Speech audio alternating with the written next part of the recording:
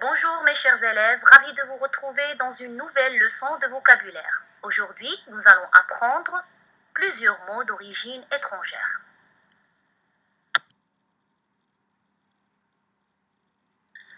Avant de commencer mes chers élèves, on va se rafraîchir la mémoire sur la leçon précédente qui portait sur les sigles et les abréviations à travers ces deux petits exercices. Suivez avec moi. Écris les abréviations des mots entiers. On a le mot cinéma. Bien sûr, l'abréviation du mot cinéma, c'est ciné. On va prendre seulement la première partie du mot. Laboratoire, c'est labo. Géographie, c'est géo. Passons maintenant au deuxième exercice. Écris le sigle approprié à chacun de ces groupes de mots. Le JT, ça veut dire journal télévisé. On a pris le J de journal et le T de télévisé pour obtenir le sigle JT. ONG, ça veut dire organisation non gouvernementale. On a pris le O d'organisation, le N de non et gouvernemental, on a pris le G pour obtenir le sigle ONG. UE, c'est le sigle de Union européenne, le U de Union et le E de européenne. Et maintenant, mes chers apprenants, passons à la construction de la notion du jour. Voici quelques exemples de termes dont le sens est exactement le même que dans la langue d'origine, avec une prononciation et une orthographe quasiment identiques. En italien, on va dire vous chantez le bel canto et vous allez à l'opéra écouter un oratorio.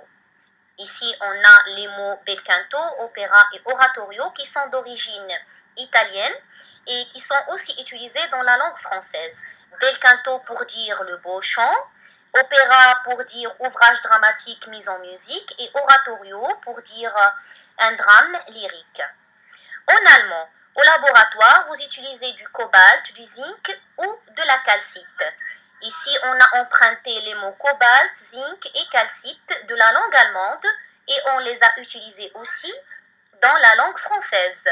Cobalt pour dire métal blanc-gris à reflet et le zinc est aussi un métal et pour la calcite qui est du carbone naturel de calcium. De la langue espagnole aussi, on a emprunté certains mots. Vous pouvez toujours palabrer, dire ce que vous adorez, le chorizo, la paella. Donc ici, on a emprunté palabrer, chorizo et paella. Pour palabrer, c'est un mot qui est emprunté de la langue espagnole pour dire discuter interminablement. Le chorizo, c'est du saucisson espagnol pimenté et la paella est un plat espagnol à base de riz. De la langue arabe aussi, on a emprunté pas mal de mots et ils sont utilisés dans la langue française très très souvent par des Français même. Alors, vous ferez la nouba, mais c'est kiff kiff pour manger le couscous. Donc, la nouba, ça veut dire le tour de rôle. Kiff kiff, c'est-à-dire pareil. Et le couscous, c'est un plat international connu dans le monde entier.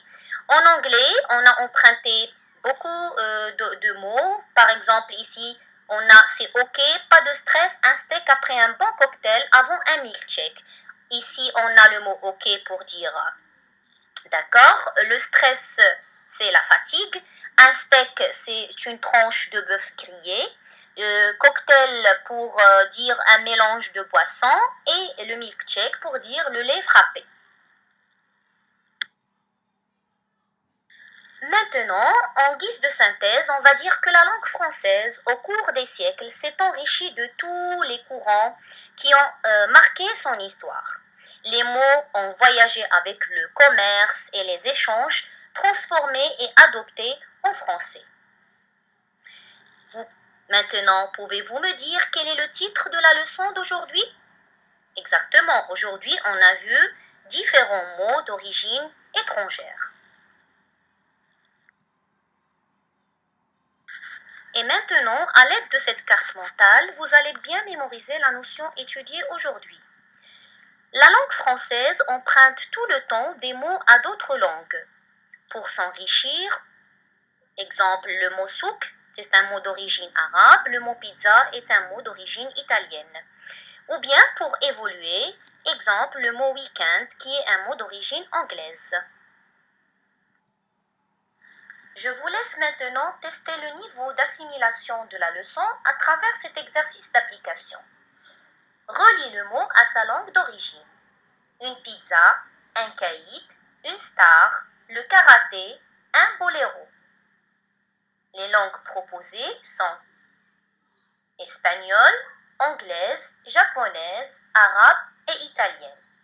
Bonne chance à tous.